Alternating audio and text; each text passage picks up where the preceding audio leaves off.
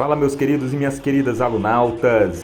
Vamos aqui para a resposta, para a análise daquela questão sobre esse trecho aqui do Hino Nacional Brasileiro. Ouviram do Ipiranga as margens plácidas de um povo heróico brado retumbante. A questão era quem é o sujeito, como se classifica o sujeito dessa oração. Primeiro vamos descartar a possibilidade de ser uma oração sem sujeito. Por quê? Porque para ser uma oração sem sujeito, nós precisamos de um verbo impessoal. Que verbos são esses? Quem são os verbos impessoais? Por exemplo, o verbo haver no sentido de existir ou de ocorrer. São os verbos que representam, em seu sentido literal, fenômenos da natureza, como, por exemplo, chover, nevar.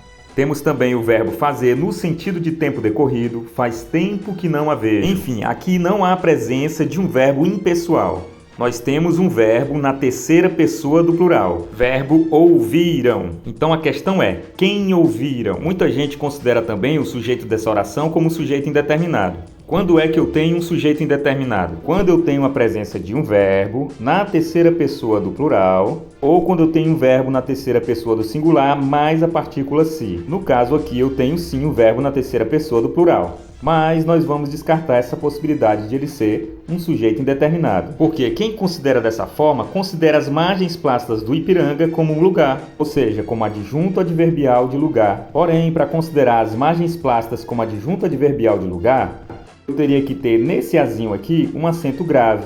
Ou seja, aqui teria que ocorrer crase, o que não é o caso. Assim eu descarto aqui a possibilidade de o sujeito dessa oração ser um sujeito indeterminado. Então vamos lá, vamos tentar localizar o sujeito dessa oração. O núcleo do sujeito é o substantivo. Logo, vamos identificar aqui os substantivos dessa oração para a gente identificar quem é o sujeito. Nós temos aqui como substantivo Ipiranga, temos margens, plácidas no caso significa calmas, tranquilas. É um adjetivo que está caracterizando margens. Então, muito cuidado, tem gente que perde essa questão aí porque se confunde com a palavra plácidas porque não sabe o significado. Questãozinha aí, problema de vocabulário. Plácidas significa calmas, tranquilas.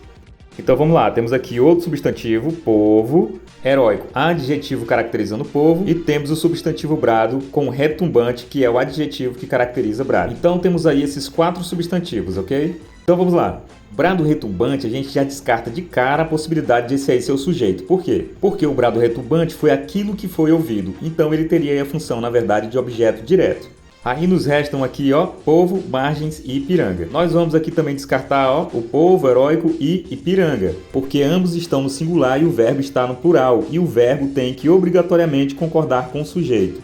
Logo, Ipiranga e povo não podem ser sujeito dessa oração. Ipiranga também posso descartar pelo fato de ser precedido por preposição, pois o sujeito não pode ser precedido por preposição. E quem vem precedido de preposição são os complementos. Complemento nominal, adjunto adnominal e objeto indireto. Então, Ipiranga não pode ser sujeito dessa oração porque está no singular, enquanto o verbo está no plural, e também porque está precedido de preposição. Assim, só nos resta margens, portanto, eu posso afirmar que as margens plácidas do Ipiranga é o sujeito dessa oração. Logo, a resposta da nossa questão é a letra A, sujeito determinado simples. Isso, pessoal, ficou mais confuso de perceber porque essa oração está cheia de inversões sintáticas. Vamos colocar ela na ordem direta para ficar mais claro. As margens plácidas do Ipiranga ouviram o brado retumbante de um povo heróico. Se gostou, dá um like aí, compartilha e nos segue nas nossas redes sociais. Valeu, até mais!